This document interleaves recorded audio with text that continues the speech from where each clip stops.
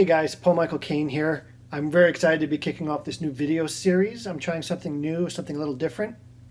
And for this video, we're going to do more of a workflow kind of issue rather than a technique sort of issue. Something inside of Photoshop that is often overlooked and might become useful to you guys. Let's have a look. Okay, so here we are inside of Photoshop, and just so we're on the same page, I am running Photoshop 2015 CC.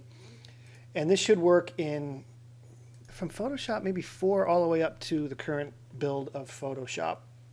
Now, before I go into the tip, I want to show you guys my workflow. This is my current workflow. I work a dual monitor, so I can edit on one side and view my edits on the other. So I'm on the left side, and this is where I do all my edits. I'm inside of Lightroom in this particular photograph, and I find it very useful to be able to edit on the left and view the image at full size on the right. No matter how much I zoom in here, this will always stay full size the way I have it locked.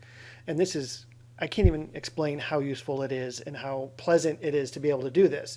So when I'm working on a laptop, I feel like I'm working at half speed. And if I'm working inside of Photoshop, it's even more so because you just have the one window open. But I'm going to show you a tip that will allow you to have that same kind of dual view right inside of Photoshop without any plugins or third-party applications. It's all right inside of Photoshop. Let's take a look. Okay, so I'm going to pick a technique here that will allow me to showcase exactly what I'm talking about. So let me bring over this picture of Jessica. And we're going to, just for the sake of the tutorial, we're going to change the color of Jessica's eyes. And I want to zoom in really close on those eyes. Come in right about here. But what we want to do is we want to see the overall effect of the image on the entire image. So what I'm going to do is go up to Window, Arrange, and all the way on the bottom of this is that overlooked little tip, little feature inside of Photoshop. Click on New Window, and it's for the file that we have currently selected, and it's going to open a brand new image of this particular photograph. All right, I'm going to make this about this size. Now, if you notice, here and here, these are the same files. Okay, so what we're going to do here is I'm going to move this right about here, just rearrange my workspace just a little bit to accommodate for this technique. I'm going to make sure I have this image selected. I'm going to do a real quick down and dirty eye color change. So I'm just going to select right around the eyes. I'm going to make a new layer out of that, go back to the background layer, click here, and make a new layer out of that. We are currently at 200%. So what I'm going to do is I'm going to drop the background, and you'll see it dropping. You'll see just an unsettling pair of eyeballs staring back at you. But what you'll also notice is this one will do the exact same thing because we're working on the same file, and you're getting that dual view. All right. So now here comes the fun part. We're going to flatten these two, so those two eyeballs are on the same layer. If we click our Move tool, you can see we can move them together.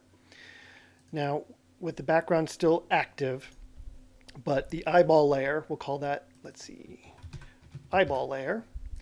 We're going to create an adjustment layer, and we're going to use the hue and saturation adjustment layer.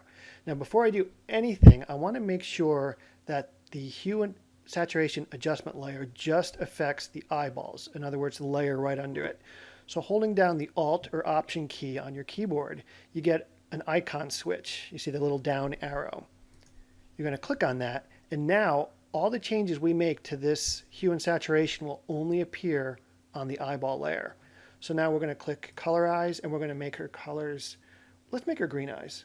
Pop her green eyes right there. Okay, we're going to go a little crazy. We're going to make this like super crazy so we could see the effect happen right inside this second view.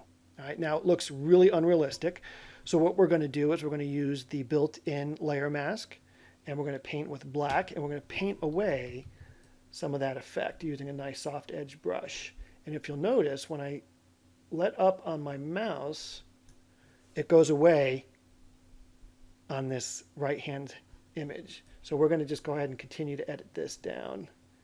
And I'm doing a really quick, shoddy edit to this, just so you can see the effect. And once again, when I let go, you should see it clean up on this image. Now I went a little bit too far, but the beauty of using a layer mask is we can switch colors to white and paint back in some of the effect. That's the beauty of using layer masks as opposed to, say, the eraser tool.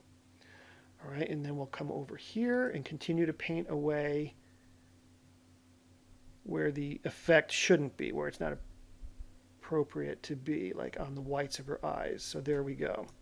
Now the beauty of using this layer mask here too is when we use it as a adjustment layer, we can come back at any time and readjust. We can give her some violet eyes, some really crazy violet eyes. So again, this isn't a recommended way to change the eye color. I mean, this is the way you change the eye color, but I'm doing this for dramatic effect so we can see this happen on your dual view.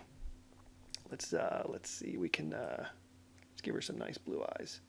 Now one way to drop down the saturation a bit, brighten them up a little bit. Now to make it a little bit more realistic, we can go into our blending modes, whoops, right here, and we can cycle through these to see what better affects the eyes, if anything.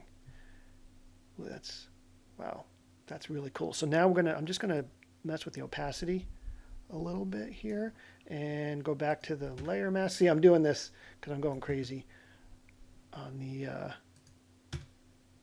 tutorial. Oh, it's coming off a little. Oh, it's because I have the white selected. So I'm gonna make sure we reverse, make sure we're painting with black with a brush and just get rid of some of those harder edges that I missed on the first pass. Okay, and we'll mess with the opacity. We'll drop that opacity way down. So now we can do a before and after. And then because, I'm going to go ahead and close this down, because we're working on the same file, we can close this without saving it. And then go ahead and explode this view up a little bit, get a nice close-up view, and look at our eye change, our eye color change. Not bad, not bad. So thank you for taking the time to watch the video. I do hope you check out Lightbox Photography Cards at lightboxphotocards.com, or you can check me out personally at paulmichaelkane.com. You can follow me on Twitter, Facebook, and Google+. Thanks, guys. Take care.